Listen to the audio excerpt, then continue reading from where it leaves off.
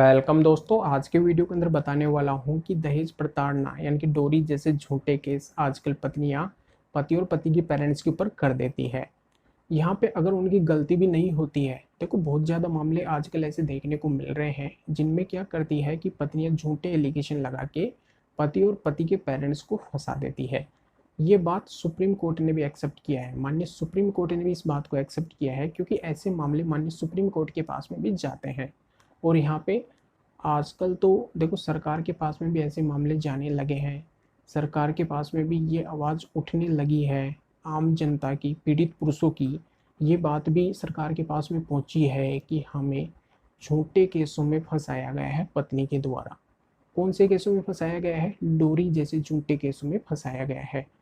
तो ऐसी आवाज़ गवर्नमेंट के पास में भी पहुंची है, माननीय सुप्रीम कोर्ट के पास में भी पहुंची है। तो यहाँ पे अभी गवर्नमेंट ने डिसाइड किया है कि ये जो डोरी का जो लॉ बना हुआ है, जो कानून बना हुआ है, इसमें बदलाव किया जाना चाहिए। होता क्या है कि पत्नियां झूठे केस तो कर देती है पति और पति के पेरेंट्स के ऊपर। अब पति और पति के पेरेंट्स उन केसों से बाहर भी निकल जाते हैं क्योंकि उनके ऊपर ही झूठा केस हुआ है। ये तो क्लियर है कि वो उन केसों से बाहर निकलेंगे क्योंकि जिसने ये झूठा केस किया है पति और पति के पेरेंट्स के ऊपर, उसके पास में ऐसे कोई एविडेंस नहीं होंगे जिससे वो साबित कर सके कि यहाँ पे उन्होंने डोरी की डिमांड की है। जब यहाँ पे पति और पति के पेरेंट्स ने कोई डोरी की डिमांड ही नहीं की है तो आगे जाके ये क्लियर है कि पति और पति के पेरेंट्स पत्नी के द्वारा किया हुआ डोरी का जो केस है उससे वो बाहर निकल जाएंगे। अब यहाँ पे बिना वजह उनकी प्रताड़ना होती है, पति और पति के पेरेंट्स को परेशान होना पड़ता है। वो डेट के ऊपर जाते हैं, उन्हें पुलिस और कोर्ट के चक्कर लगाने पड़ते हैं, काफ़ी उनका हरासमेंट होता है और अंत में निर्णय क्या आता है कोर्ट का कि पति और पति के पेरेंट्स निर्दोष पाए गए हैं। यहाँ पे उनका समय और पैसा तो बर्बाद हो गया, पर यहाँ पे बाद में डिसीजन ये आता है कि पति और पति के पेरेंट्स निर्दोष पाए गए हैं। इनके ऊपर जो पत्नी ने केस किया है डोरी का, वो झूठा किया है। यहाँ पे ये निर्दोष पाए गए हैं। अब इतनी सी बात बोल के और वो केस बंद हो जाता है। तो यहाँ पे अभी सरकार ने ये डिसाइड किया है कि आगे इस कानून के अंदर बदलाव होना चाहिए।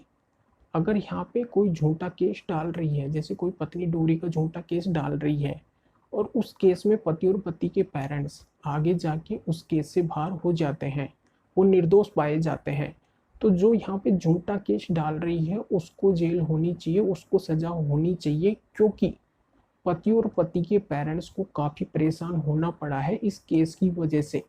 उन्हें पुलिस के चक्कर लगाने पड़े हैं, कोर्ट के चक्कर लगाने पड़े हैं, काफ़ी हरासमेंट हुआ है, उनके पैसे और समय भी बर्बाद हुआ है।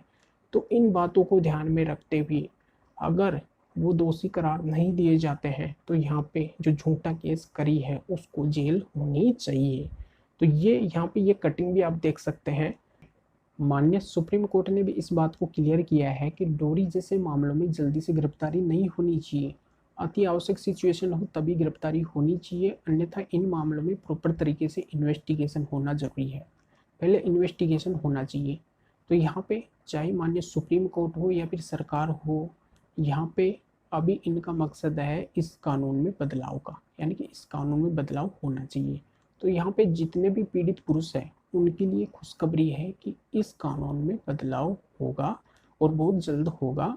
यहाँ पे आपको न्याय जरूर मिलेगा। तो घबराने की बिल्कुल भी आवश्यकता नहीं है क्योंकि ये आवाज़ माननीय सुप्रीम कोर्ट के साथ में सरकार तक भी पहुँच चुकी है। वीडियो अच्छा लगा तो लाइक करके ज़्यादा से ज़्यादा शेयर कर दीजिए और लोगों को भी जानकारी का पता चल सके। तो फिर आगे मिलेंगे आपसे नए वीडियो नए टॉपिक के साथ में। आप सभी का बहुत बहुत धन्यवाद।